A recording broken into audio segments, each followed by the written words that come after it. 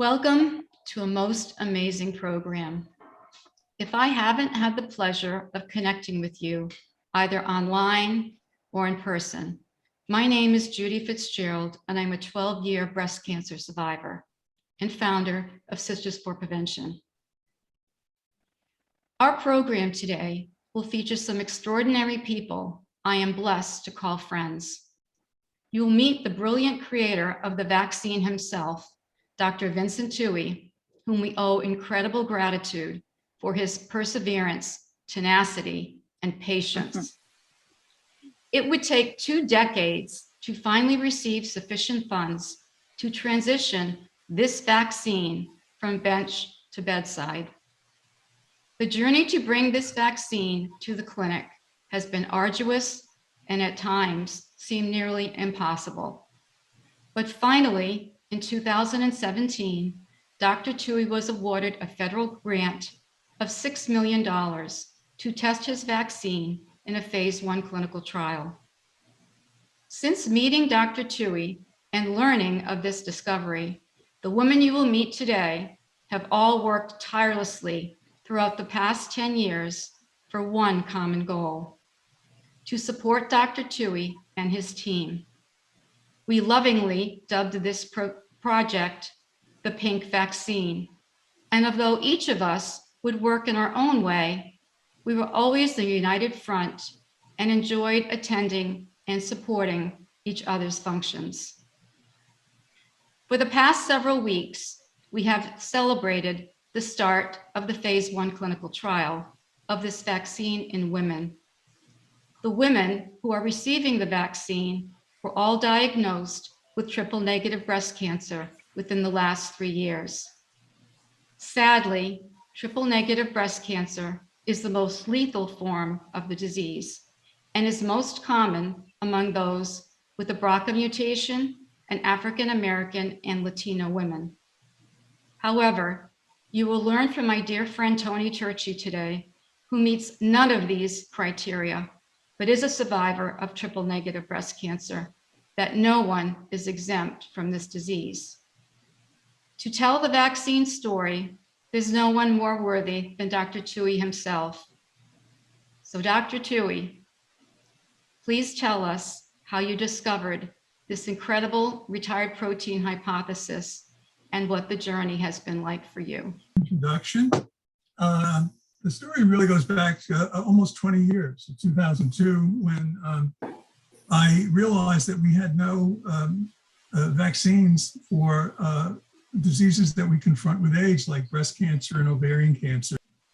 The most notable examples of retired self-proteins is in the fact that as we age, our hair turns white. And it turns white because the pigment in our hair, pigment follicles, the pigmentary units, no longer makes the hair color pigment. And but every tissue does this, including the breast and the ovary. And I call these retired tissue-specific proteins. And I thought if I could mount an immune response against these retired proteins in women before they develop breast tumors or ovarian tumors, and if these tumors express this retired protein, I could provide them with what we call preemptive immunity or prophylactic immunity, because the protein is no longer made in any normal tissues. And that's the basis for my breast cancer vaccine and for my ovarian cancer vaccine that also we think can prevent endometrial cancer. Well, Dr. Tuohy, why was it so hard to get the funding?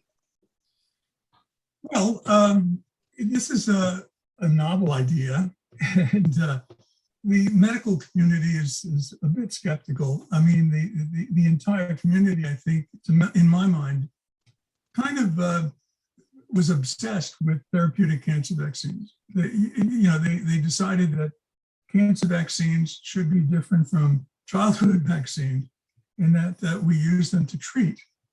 And so there's an enormous amount of energy and funds and medical attention, research attention on using cancer vaccines to treat cancer, which I think is like allowing Usain Bolt, the fastest man in the world, allowing him a 30-meter head start and a 100-meter sprint is very difficult and heroic to let your immune system catch a tumor that has a head start. You can't catch Usain Bolt, and I think it's very difficult to catch tumors that have a head start in growth. So that's one reason that it was novel, it was different. I was treated my ideas were treated pretty much as utopian thinking. I mean, I got so many grant reviews back and so many grant rejections. I think I lost count at 15 or 17. I lost count. But I collected all of those critiques.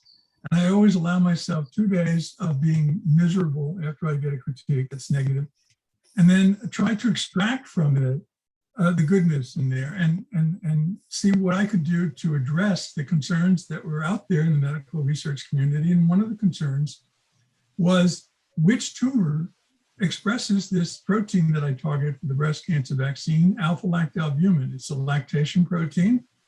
Women no longer lactate. Very few women lactate after the age of 40. Only 3% of children are born to women after the age of 40, and yet 45% of breast cancers, 95% of breast cancers occur in women over 40. So I thought, okay, well, which tumor would it be in? And after a lot of searching in databases and a lot of experimental analysis, we published a paper showing that the alpha-lactalbumin protein is expressed, the gene and the protein are expressed in triple negative breast cancer. So triple negative breast cancer, about 70 to 80% of the tumors, the breast tumors that women with BRCA1 mutations get is triple negative breast cancer. So we have a high risk population. This enabled me to convince, I think, pharmaceutical houses to actually do the clinical trials. Prevention trials take forever. There's so much follow-up. It's very costly. So there are lots of reasons why prevention is not really mainstream. It's just not there. The pharmaceutical companies, pharmaceutical industry evolved from the medieval alchemists, and it's a treatment.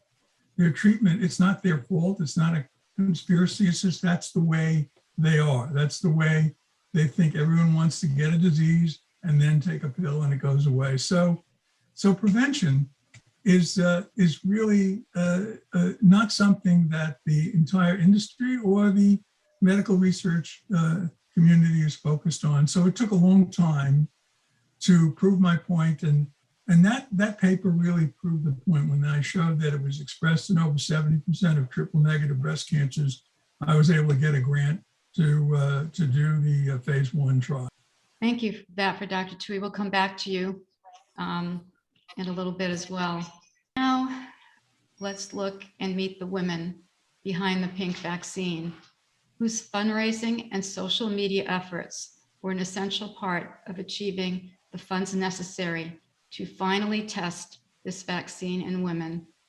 And we're going to hear from Laura Frank and Leanne Best, who not only created a fundraiser, but a movement, which I will let them explain to you. But ladies, it's an honor to have you here, and thank you, and tell us all about your Breaks for Breast.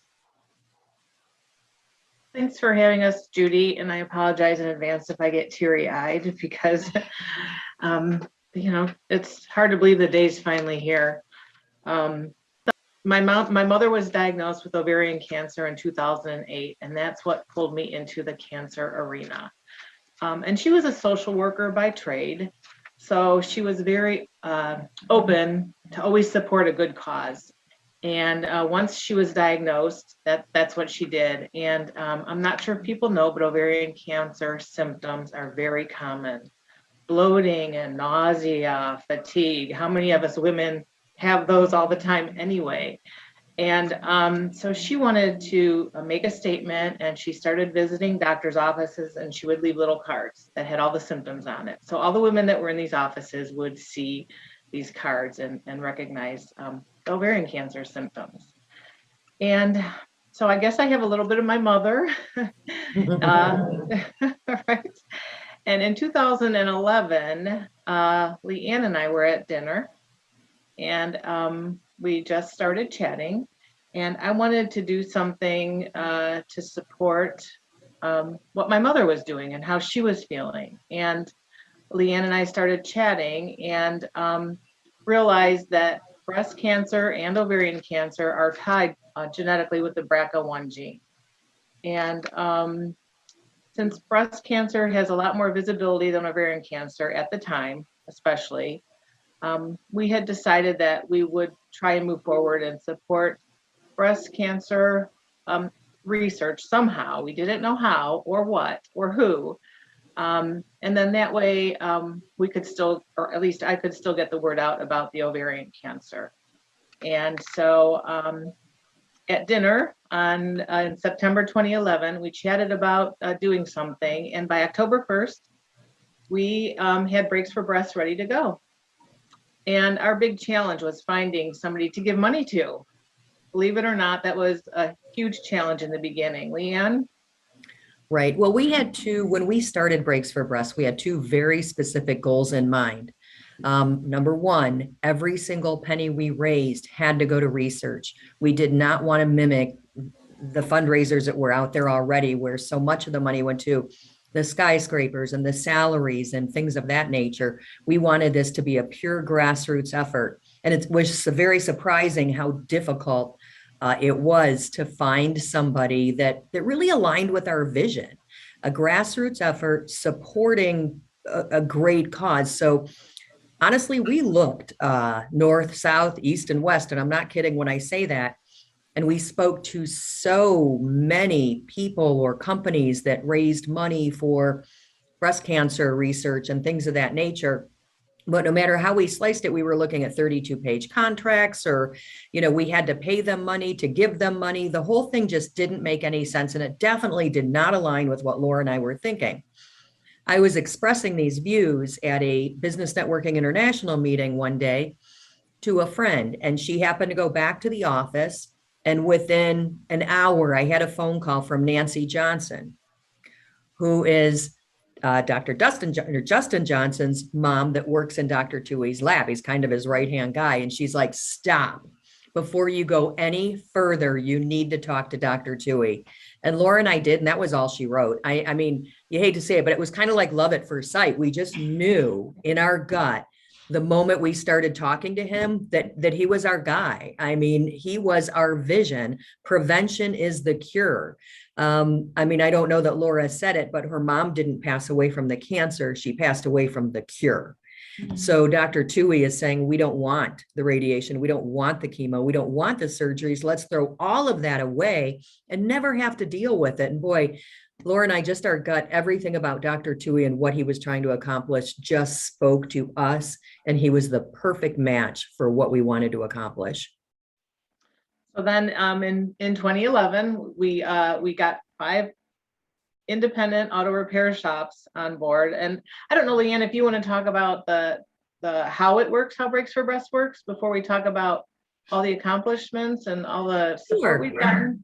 The program's pretty simple, and it's really a win-win for everybody. So the repair shop, we go to our vendors, the vendors that supply our parts. And we say to them, hey, how about for the month of October, you just give us free brake pads? Well, first they look at us like we're crazy.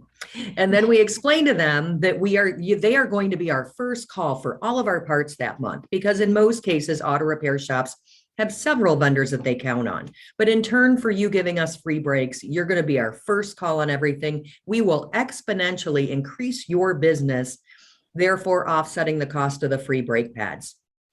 Nice and easy. The consumer comes in, they are able to get free brake pads or shoes the entire month of October. The consumer simply pays for any other parts that are needed for that brake job, might be rotors or calipers, and they pay for the labor. So let's just say in an instance, maybe the brake job was $300. They got the pads for free. There was still $200 in labor and rotors and whatever those parts may be. We will then donate 10% as a repair shop to the Cleveland Clinic Breast Cancer Vaccine Research Fund. So it's just a win-win for everybody. It's a win for the consumer. It's a win for breast cancer. It's a win for the repair shops. I mean, there's just no downside to it. So we came up with that, and in 2011, we had 5 local shops in the Cleveland area who got on board, and we were able to raise $10,000. And Leanne and I kind of looked at each other, pinched each other, said, "Whoa, this is kind of cool." Pretty good. Yeah. So we started the movement, and next year we had 32 shops on board, and we were surprised. We raised about $35,000. And so then, so how did we grow? We belong to networking groups, and we got the word out through our networking groups, through industry groups. And you know, the AT&T commercial, I think it is, where so 2 people talk to 2 people, and then 4 people talk to 2 people, and 8. And that's just what happened. It was just like we found Dr. Tuohy networking. That's how we got everybody on board, was through our networking and word of mouth in the beginning. So fast forward, in 2011, we raised $10,000 with 5 shops. And last year we hit our 10-year anniversary. 2020 was our 10-year anniversary. And we passed the $1 million mark on money raised to support the research for the breast cancer vaccine.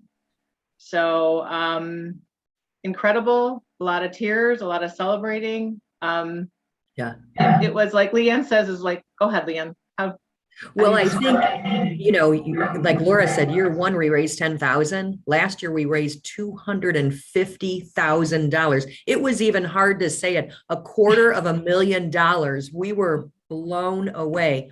And the beauty of it, like I was saying about the grassroots effort, we work on a budget of literally 0. It's Laura and I as volunteers and a budget of 0. So if we need money for anything, our website was gifted to us by one of our industry vendors. We get a lot of support when we needed to trademark things or whatever. It's all, you know, somebody just writes a check out of their kindness of the heart, but every single penny raised has gone to that over $1.1 million we've collected. It's been crazy. We even got to be on an industry magazine cover with Dr. Tuohy. Yeah. So that was a first. That was great. But the thing is, the support of the industry is incredible. So it's not only all the independent repair shops that come on board, it's our industry vendors, marketing companies, shop management software companies. They're all coming on board to support in one way or another. Like Leanne said, our website is sponsored by one of and maintained by one of these companies. In the beginning, I was Googling, how do I run a website? How do I start a website? It was WordPress. I mean, it was a bit of an effort, but understated, a little archaic, but it did the job. So so we could organize a bit. But I just wanted to say that anybody out there who thinks that, oh, I'm just one person and I can't make a difference, you can make a difference. That's where it starts, with one person. And the word will spread. And so never think that you can't make a difference, because it is possible. Well, what you've done is just nothing short of a miracle, really. And we know Dr. Tuohy has told all of us how valuable what you've done, because not only did you do incredible fundraising, but you also raised the awareness of the vaccine pretty much around the country, which was also invaluable. So, you know, Judy, it was very humbling to see how many people were touched and are touched by breast cancer or cancer in general. And they would call and reach out to us and say they want to participate because of their mother or their sister or their wife. And it was, like I said, humbling. Just, I don't know if people understand how many people go through this. mm-hmm. It's traumatic. It's just awful. Yeah. There was one point where it really came home to me. I was giving a wedding shower for my newest daughter-in-law, and we were sitting at a round table of 8 people, and my mom was there. And my mom was the only one at the table that hadn't had breast cancer. So Wow. all of my 2 sister-in-laws and all of my friends that were sitting at that table had been diagnosed with breast cancer. And I was like, this is like, should not be. This is something has to really be done. So do you have any more that you want to add right now, Laura or Leanne? I think, just overall, we're just incredibly grateful for an industry. Who would ever think that auto repair would be such a wheel in the cog to end breast cancer? I mean, it's an incredible story. Mhm. Well, thank you so much for not only that, but for being here today. And our hearts are grateful for what you ladies have done. And Judy, I'm sorry, I do want to add one more thing. Sure. People say it's what we done. None of this, none of the money we raised, the $1 million+ would have been possible without every single person who makes up Breaks for Breasts. Mhm. No, it's the shops, it's our industry that make Breaks for Breast as powerful as it is. So I just want to give a shout out, like Leanne said, we're blessed to be part of an incredible industry. Yeah. Well, thank you. And we will make sure that gets put in the credits as well. So now we're going to hear from Marjorie Moyer, who started a group of women called Women Who Care about breast cancer. And thank you for coming, Marjorie, and we look forward to hearing from you. Thank you. I'm delighted to share my experience and thoughts about supporting Dr. Tuohy's work for almost 10 years, the last half of his 20-year journey. 10 years ago, the Cleveland Clinic chose Dr. Tuohy's vaccine research at the clinic's most important scientific advance of the year. Little did we know how long it was going to take to reach this point, and I became interested and involved to help raise funds to continue his research because my family has a history of breast cancer. So we're looking at this vaccine for the women who are alive today, but perhaps more importantly, for our daughters and our granddaughters. And as they mature into that danger age of 50 and over, they will have a choice of a vaccine versus a mastectomy. So I began by thinking about women's organizations that would support fundraising and, as importantly, awareness. And 2 different organizations came to my mind because they were organizations to which I had belonged for many years, and I knew about their successes in fundraising. The first group was a group of 5 Greek Orthodox Christian churches in Cleveland and Akron, my hometown and my place of birth. I found also the Junior League of Cleveland was very interested in our cause. So together, I worked with a co-chair, Susan Larson, and we encouraged these groups to have events, to educate, and to raise money. We needed awareness and funding. Over the years, these women in these 2 different groups had meetings, they had luncheons, they had style shows. And the big surprise was my beauty shop. The 2 owners of the beauty shop invited their staff to come in on a Sunday, which was of course a day off, and put in a whole day of work. And instead of giving the money to the owners or sharing it for themselves. They gave the total amount to Dr. Tuohy's cause. And so Susan Larson and I, for the last 10 years, have been creating events, inspiring events, educating, and creating funds. In addition to the groups we've collected individually, the word has gotten out from those groups into the bigger community. And in that early period, we were receiving gifts, anything from $10 to $10,000. But the time came when we knew we had to reach a wider audience. And by that time, we had given ourselves a name. We were a coalition, Women Who Care About Breast Cancer. It was that group that in 2017 produced an hour-long program in front of a live audience at IdeaStream, a PBS affiliate. Dr. Tuohy participated, as did 4 other expert panelists that he had carefully selected. And these were people from across the country who were also professionals dealing with this very difficult problem. You can watch this program on your YouTube, Prevention is the Cure Ideas. And it was at this gathering that I got to meet the Breaks for Breast and Tony Turchis. So I was so joyful that we women could gather up and include one another in whatever we were doing so we could learn together.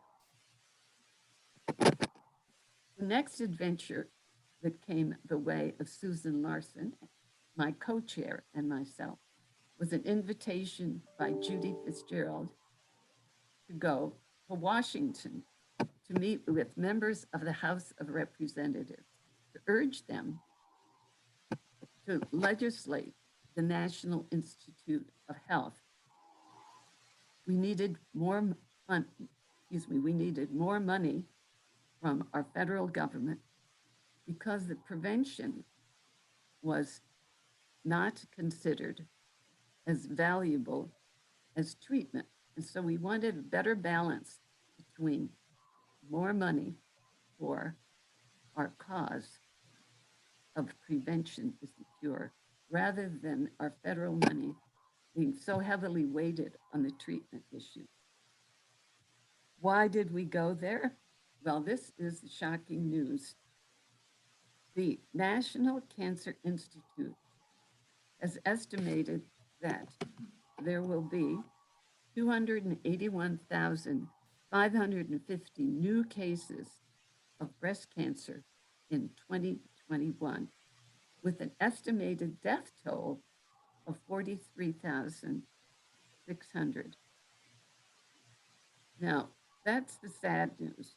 The good news is that the death rate has decreased as women turn to mammograms and begin being diagnosed at a much earlier stage.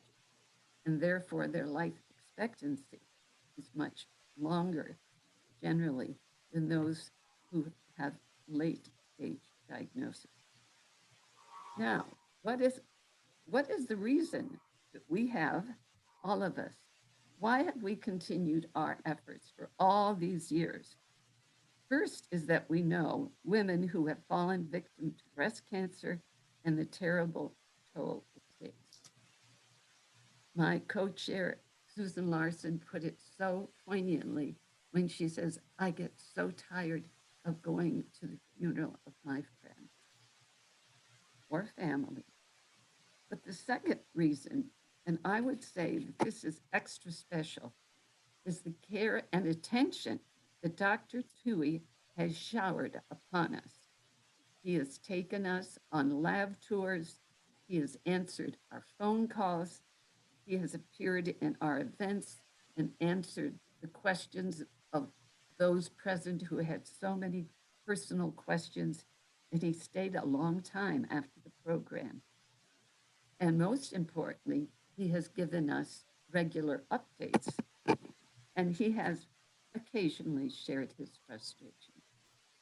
Perhaps in addition to our financial contributions, we have provided him with the hope and the encouragement over the years that he needed to bring us to this happy day.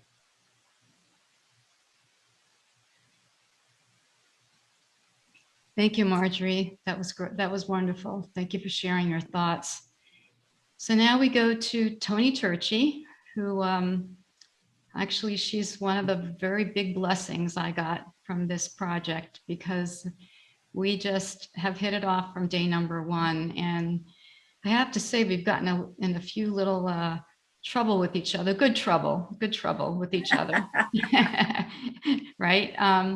But she's become a very dear friend, and I'll let her tell you about our escapades. But and Tony is the only one on this within this group who has lived the life of triple negative breast cancer. And she had no idea when she was doing all this work that it was actually for her disease. So she was doing it for everyone. So anyway, without ado, I will call upon Tony. Tony, thanks for coming. Thank you, Judy, for your constant tenacity and perseverance and determination. You never falter, and I am so blessed. You have become one of my best friends, and I would have never met you without my disease. So I was misdiagnosed in 2010. My OBGYN ignored a tumor on my breast for over 4 months. I knew it was growing. He kept telling me it was a duct tissue. So in March of 2011, I contacted the doctor and I said, I'm no longer asking. He actually even delivered my baby. That's how long I had been with him. I said that I'm no longer even asking. I'm demanding an MRI, and I want it this afternoon at downtown main campus, Cleveland Clinic. And 24 hours later, not only was I diagnosed with the triple negative, but it metastasized already to 4 lymph nodes. So 4 days later, literally, my husband and I met at the Cleveland Clinic, and we were surrounded with 4 doctors to inform me that I had one of the most lethal forms of the disease. And 2 days later, I was sitting in a chemo chair for the next 4.5 months, followed by a double mastectomy, followed by 36 rounds of radiation. And when you walk out the door following your year-long standard medical treatment, unfortunately with triple negative, there is no adjuvant treatment. So you're just kind of existing and waiting for the fallout, which is a significant of 18 months if you can make it through. Milestone. Another was the 36-month milestone.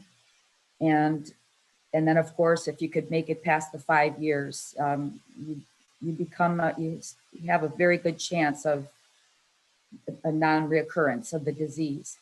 But I was into the double mastectomy part when someone introduced me to Dr. Vincent Tuohy. I had no idea at the time that it was triple negative. It was just strictly for my sisters in cancer, that he had been working on a vaccine to prevent the disease from happening at all. And so I contacted him and we met, and it's been 10 years in the making. A lot of downs, a lot of ups, a lot of downs. But I met these women here throughout my journey, and none of them experienced the disease themselves, but they had my back. They were working as advocacies for my disease and for my sisters in cancer's disease. I met a lady named Christy Rosen 2 months into my triple negative. She had the exact same diagnosis as myself, and she started the fundraising efforts for her disease through me, and all of her monies went to my foundation. I launched my foundation in April of 2012, and I've had races and art galleries and galas and all kinds of events. But more than that, via social media, we were able to just spread the word of this disease, triple negative. Christy, unfortunately, didn't make it past 10 months. And the one thing that she always wanted to do prior to passing away was meet Dr. Tuohy. So I took her down to the Lerner Research Institute at the Cleveland Clinic, and Dr. Tuohy and I and Christy had lunch together. And again, she had one last final fundraising effort for the doctor. And I think of her today, if she could only know right now what Dr. Tuohy had accomplished in this 10 years. It's just unbelievable. But as Marjorie mentioned, there's approximately 280 to 300,000 women per year that are diagnosed with breast cancer. And I just don't understand why it took so long. Why did it take this long? And with all due respect to COVID, with the utmost respect to COVID and it being a pandemic, I see how fast that FDA processed the vaccines. But we're losing in the disease of breast cancer, we're losing mothers and wives and sisters, and it just goes on. And we're finally here. And I really feel in my heart and soul that this is just the beginning. I'm just so incredibly proud of you, Dr. Tuohy. You never stopped. If I had a phone call, it was returned within 30 minutes. And even if you couldn't talk to me, you called me back to let me know the time that you could. And when I wanted to meet with you, you were there. When I wanted to ask a question, you were there. When the three, Margie, Judy, and myself went to Washington, D.C. to lobby, you were there. And I'm so incredibly honored to be part of the fundraising efforts and the awareness of your vaccine. And it's the greatest legacy you're going to leave behind in this world. And I'm so honored and just pleased to know you. And I, on behalf of my sisters and I in breast cancer, I love you. I have grown to love you. And I thank you from the bottom of my heart for all of that you're doing for us. Thank you, Tony, for that. Thank you very And much, Tony. yeah, I think we all can agree that we've all grown to love you, Dr. Tuohy. Okay, so my personal story began in 2009 when I was diagnosed with bilateral breast cancer. I was considered a rare case because I had 3 different types of cancer. I had both ductal in situ, lobular in situ, but the tumor that would have probably taken my life was invasive ductal carcinoma, which was not uncovered until I sought a second opinion. It did not show on the mammogram. That's an important message to get out to women, that you really should follow up. So when my treatment ended, I felt a great need to research diet and lifestyle strategies that might help me to prevent recurrence. That was when I discovered Dr. Tuohy's work. I was amazed that there was a possibility of a true cure, and that this horrible disease, which was reaching epidemic proportions, could be prevented. I needed to find out. So when you survive cancer, you do strange things. So I decided, why not just call him? So I picked up the phone and I called his office, and his assistant answered the phone, and I told her I was interested in the vaccine, and she said, well, give me your number and I'll talk to Dr. Tuohy about it. So the next day, Dr. Tuohy himself called me and advised me that the only reason that the vaccine hadn't progressed was lack of funding. And it was that day that I became fully committed to support his research. During the 11 years since, myself, along with the women who have spoken today, have dedicated themselves to moving this research to the clinic. This clinical trial means the world to all of us, our children and grandchildren. And Dr. Tuohy, again, we must thank you from the bottom of our hearts for your tenacity and perseverance. Presently, I am honored to serve as an advocate on the phase 1 clinical trial team for the vaccine. I can tell you it's been 4 years of riding a roller coaster, as there have been so many ups, but also just as many downs. As others have said, there have been times it seemed there would be too many obstacles to finally achieve our goal to test this vaccine in humans. A further challenge has been explaining to our donors and supporters that yes, we are still working, and yes, we still need support. Perhaps one of the most frustrating times was during COVID shutdown, which probably delayed the trial by at least a year. For women with this disease, 12 months is a precious amount of time that they can't afford to lose. The majority of these women, as Tony mentioned, will suffer a recurrence within the first 3 years, and the risk remains up until 5 years. You have heard from my friends about our 2019 lobbying expedition. At one of our weekly vaccine trial meetings, Dr. Tuohy threw out the idea and challenged us with taking on Congress to create a women's health initiative. This request for funding would dedicate funding specifically to conduct prevention clinical trials for women's cancers. We didn't understand at the time what taking on such a project would entail, but nonetheless, Tony, Marjorie, and I agreed to head to Congress for a 3-day Washington adventure. An adventure it was.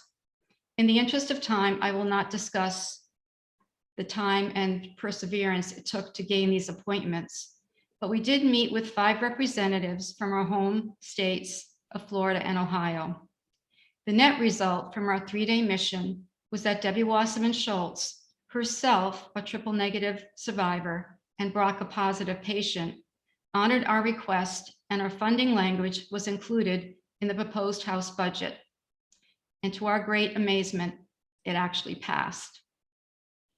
We're of course elated, but then when it reached the Senate, although it was still included, it was watered down quite a bit to say gynecologic cancer clinical trials, and the word prevention was taken out. However, it still reads and has loose enough language that there are now funds available through NCI's Prevent program. So Dr. Tuohy, they just recently, the Cleveland Clinic actually had an article that talked about the power of philanthropy. So I was going to invite you to maybe say a few words about that. Well, there's really only 3 sources of money for me for any research project, and one is grant money, and the other is philanthropic donations, and the third would be sponsored research money. So if you're lucky enough to get a corporate partner, and I try to take advantage of all 3 sources because I need all 3 sources. It's just, that's the way it is.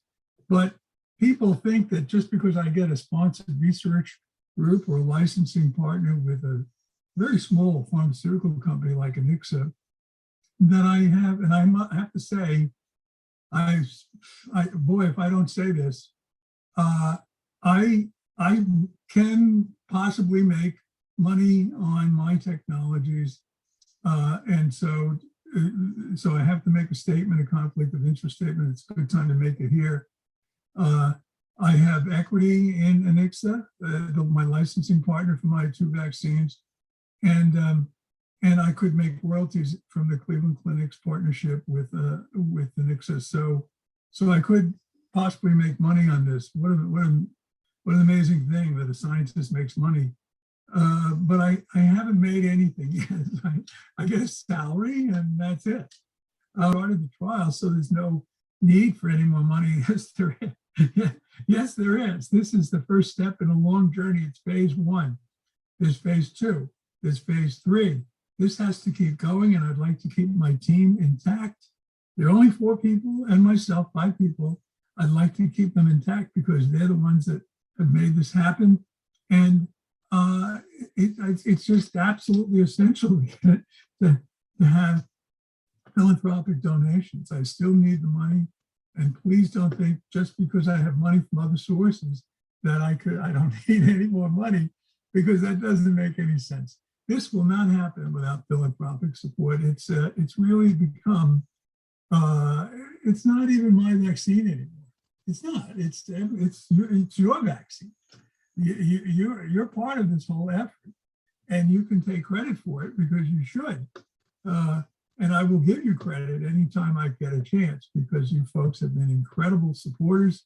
Marjorie, Tony, Judy, and the Breaks for Breast program, Leanne, and Laura. And so I would never have been able to do it without you folks. And I encourage the continuation of this effort because I'm still willing. I'm getting old. I should retire. I should hang up those cleats. But as long as I still have resources to continue, I will do it. And I will try and get these vaccines into clinical trials and through clinical trials and see if we can prevent these diseases. There's no reason, to me, they're just preventable. These are preventable diseases. And plus we need to create awareness. It's very important for people to recognize there's a great unmet need. I think that's what I've tried to do, is point out that, hey, we don't have vaccines to prevent adult diseases like we have vaccines to prevent childhood infectious diseases. We can do it. We have the ability. We know enough about the immune system. That's what it's there to keep us healthy. It simply needs instructions. And the instructions are vaccines. Vaccine is to the immune system, this incredible biologic force, telling the immune system what to do in the same way that word processing is software telling your operating system on your computer what to do. So vaccines are just software for your immune system, and we can do this. I would like to thank everyone who's watching this, who donated or supported us in our advocacy efforts.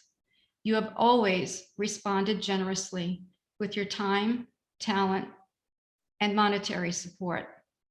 Please know that this milestone in finding a cure for breast cancer by prevention would not have been possible without your love, efforts, and support over these last 10 years. Thank you again for watching, and for more information, please visit the websites of Sisters for Prevention, the Tony Turchis Foundation, Breaks for Breasts, and Women Who Care. So stay tuned for new updates on the pink vaccine trial. Until next time, stay safe, stay healthy, and may God bless.